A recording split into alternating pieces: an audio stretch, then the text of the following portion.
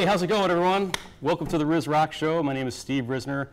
My co-host, Kevin Lepper, is with me today, a former student of mine. I'm a guitar instructor. I've been teaching for about 20 years now. Been in the Detroit music scene for about 30 or so. I don't want to give that number away. It's been quite a number of years, but I'm a guitar instructor. I do teach guitar.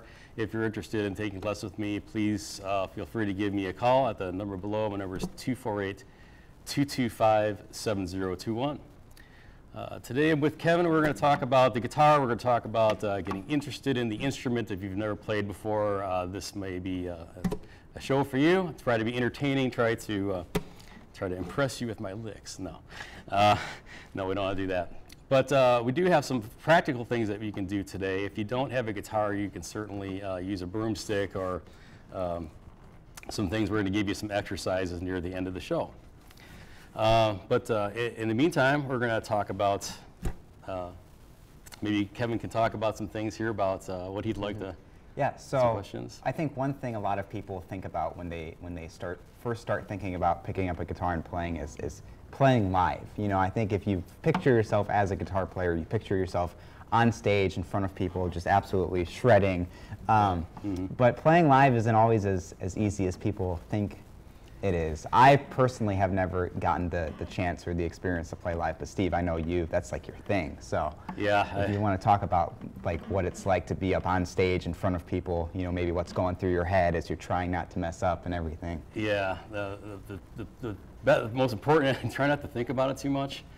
You know, playing on stage is not something you take lightly. It requires a lot of self-discipline because there's these things called butterflies that can happen. These are things that can pop up when you least expect them. So you want to be prepared mentally, and it certainly helps to be practiced, to be in practice before you go up. And while we're on the subject, this is kind of an important lesson. I mean, one of the best things you could do as a guitar player when you're starting out is to play live, because it really puts you to the test, and it really helps you to be a better player. Because it really forces you kind of out of your shell. I mean, if you're practicing at home, you don't have anybody around to play with, to play along with, or anything to play to, unless your parents are there. So if you're out, out in public, obviously you're going to have all kinds of people. You're going to have distractions. You're going to have people talking, maybe all kinds of things. So you want to be prepared for that going in. But yeah, it's all about preparation, practice, and being prepared. Steve, when was the first time you remember playing guitar live in front of people? Oh, playing guitar live? It was probably at my brother's confirmation. It was from my grandparents, my parents, and we were all in the basement, and it was our coming out, our band. We were called Bad Axe at the time, and we had a stage in the basement, and nice. And we really practiced hard for that show. And did you struggle with any butterflies or nerves beforehand? Yeah, I did, but at the same time, you know, my experience may not be the same as most. I've been playing in front of judges and stuff, you know, all my life, and piano. I used to play piano in front of a judge, and you know, for some people that would make them shy away, but to me it was like it made me perform better, because when you have that pressure behind you, you know, you have somebody looking at your playing. Some people would shrink at that, but I was like the opposite. I would be inspired by that. I was like, oh my gosh, I got somebody, somebody's really listening to me. So I'm going to play this thing really great. Exactly. So yeah, I guess if you know you have people watching you, that puts a pressure on you to, like, I know I have to do good now. I know I have to play good, because if I don't, people are going to see that, and it's going to reflect bad on me. So I've never gotten to play in front of people, so I don't even know how I would react. I don't know if I would feel that way. It's like, oh, people are watching me, I have to play good, or if I would just freeze under the pressure. Yes. Probably the latter there. But yes. Yeah, I've always wanted to play live in front of people, just never got the chance. So yes. It's really the best feeling in the world. I mean, it really is every bit as good as it looks on stage. When you see your star, Angus Young was, see him on stage, he says having so much fun. It's like, is it really that much fun? I'm like, yeah. Yeah, it's fun. We just filmed the graduation, Clarkson High School graduation at DT Energy Music Theater, Pine Knob, and so we got to be up there on the stage with, you know, the whole pavilion full of people, and I was just picturing, what if I had my guitar right here? What if I had my guitar playing in front of thousands of people? That would be pretty cool. But another thing too is that if you want to get to that point and you want to become a rock star, essentially, you kind of have to picture yourself as a rock star. You have to start almost fantasizing about rising to the ranks and becoming, you know, good enough and confident enough to get to that point. Right.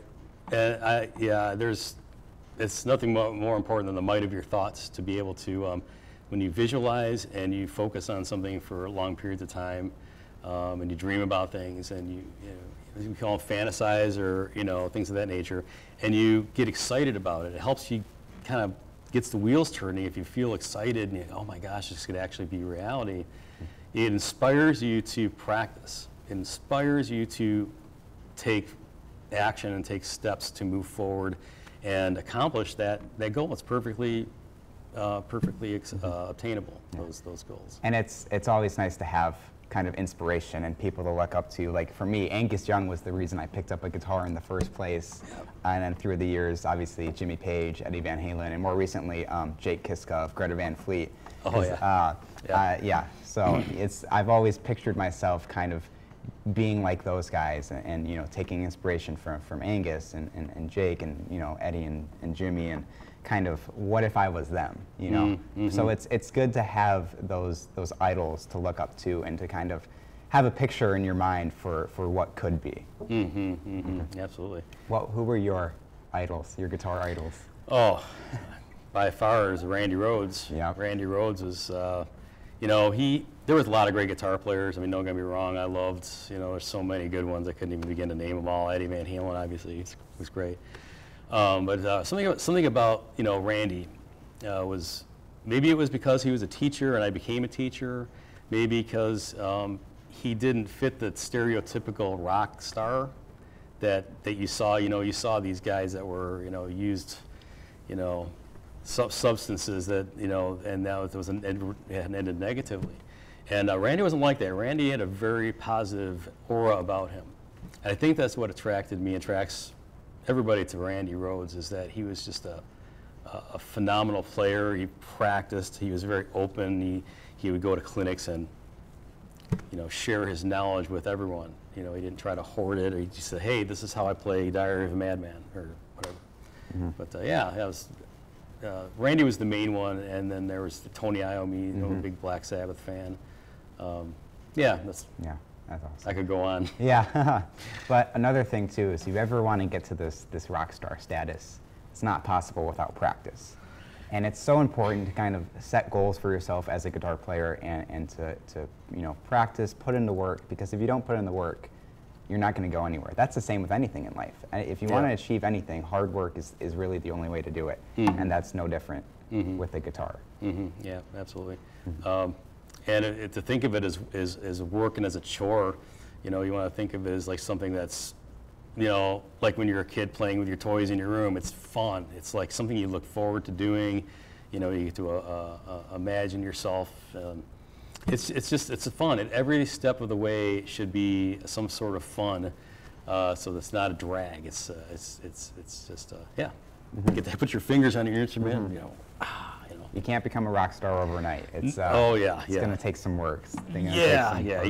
Definitely. So it's just so important to kind of set goals for yourself, set practice goals. Like, hey, I'm going to practice an hour every day. I'm going to do an hour running through scales, practicing chords, building finger strength, all to get to the point to where I want to be eventually. And it can't be understated how important practice is. No, yeah, practice is so important. It's something I try to drill into my students, but I don't. I remind them, but I don't push them too hard, because, I mean, at the same time, you know, we have lives. At the same time, there's, you know, things are going on in our life, and we want to not make guitar this thing that's a burden. So we want to, you know, it's a harmony. You know, you practice every day, 5 minutes to 2 hours a day, as much practice as you can every day, and Yeah, the more you practice, the better you're going to get, the faster you're going to improve your playing, for sure. It's just so important. Yeah. Speaking of practice, what's something somebody can do who maybe has never picked up a guitar before to kind of work on building their finger strength or getting them ready to kind of try and conquer this instrument? Yeah. Something very important, a little exercise I came up with. You don't even have to really be able to play guitar to be able to do this. Anyone can grab a broomstick or use their arm. Something, that you can even use a finger if you want to. You can certainly do this exercise with this, but we're going to use the guitar because we have a guitar handy. So if you're all ready, you got your guitar out, your imaginary guitar tuned up. What we're going to do is it's an exercise. It's a two-part exercise. One's the left hand and one's the right hand exercise. So if you got your guitars ready, what we're going to do is we're going to place our fingers on the first string of the guitar. And so what you want to do is you want to have all of your fingers. I think I'm like this. So get the scoot over there. There we go. Very good. All right. Okay, so all of my fingers are on the same string. Now, I'm like this where each finger has a fret. You don't might have to do that. Yours might look like this, and that's perfectly okay. Excuse me, that's all you want to do is you want to have all of your fingers on the string like this. And what we're going to do is use the very tips of your fingers. What we're going to do is we're going to press a groove into the finger. Okay, so when I count to 3, you're all going to press, and we're going to squeeze that string and hold it for 10, 9, 8, 7, 6, 5, 4, 3, 2, 1. And without releasing, just relax the hand. Don't take your fingers off the string if you can. And we're going to walk up to the string above it. And we're going to do the same exact thing in the same groove that we had when we were on our first string. Are you ready? And ready, and squeeze and hold for 10, 9, 8, 7, 6, 5, 4, 3, 2, 1. Relax. Up to the third string, same thing. Grab it and squeeze as hard as you can and hold for 10, 9, 8, 7, 6, 5, 4, 3, 2, 1. Last one here on the fourth string. You're going to press and squeeze as hard as you can, harder, and hold for 10, 9, 8, 7, 6, 5, 4, 3, 2, 1. Relax, and now you can let go, wiggle the fingers. This is an exercise you could do several times a day, and it helps build and stimulate the muscles in the hands to help you be able to eventually, play the guitar like you'd want to play. Ultimately, just FYI, each finger should have its own fret so that you're not sharing frets with fingers. Each finger has a fret. That is the ultimate goal, to have the hand open like this when you play. Okay? Any questions, class? I have none. Okay, it's pretty easy. It's a very basic exercise. And there's also a right hand exercise. And the right hand exercise comes in a couple other parts. We have time. We got time for another exercise. This one involves the pick, and you hold your guitar pick like with a fist, because that sounds the best. Yeah, if you're holding out like this, that's not really a good thing. You want to hold it like a fist so that your whole arm and your pick are one unit. Your arm and your pick are one unit. And so what we're going to do here is we're going to do what's called a pick rest. And a pick rest is when you rest the pick on top of this 6th string. And you just rest it there. Just kind of get comfortable with that spot. And what we're going to do is we're going to let the pick fall into the string below it like that. Do the same thing with the next one. It's really easy. I mean, once you kind of get the hang of this. So this is the first technique. Let the pick fall. It's called a pick rest, okay? The second part of the exercise is you're going to be counting out loud. So you're chewing bubble gum and rubbing your belly at the same time and patting your head and all this fun stuff. So what we're going to do is we're going to practice what's called a whole note. A whole note's a very basic musical idea where you hold a note for 4 counts. The note looks like a donut. And we practice whole notes. We're going to practice with pick rest. We're going to go 1, 2, 3, 4. 1, 2, 3, 4. 1, 2, 3, 4. 1, 2, 3, 4. 1, 2, 3, 4. 1, 2, 3, 4, 1.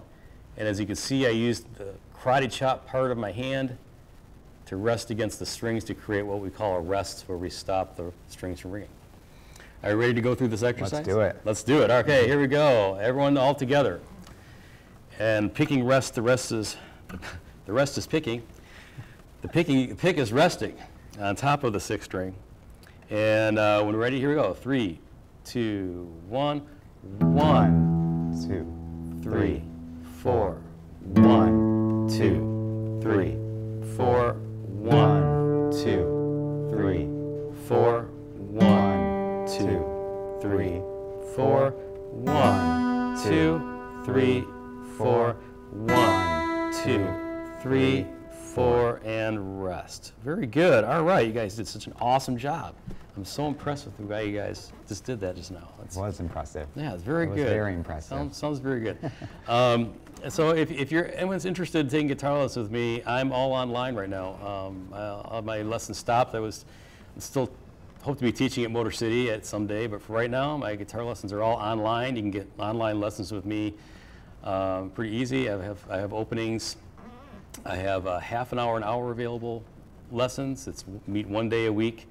And you can get a hold of me at the number 248-225-7021. Again, online guitar lessons, the Riz guitar instruction. All right. Awesome. All right. Want to close them out with a little jam? Let's close them out with a little jam. Yeah. Let's rock it out. A little bit of blues and A. Blues and A sounds good to me. Yep. All right. Ready? I'll start. Guys, hit you.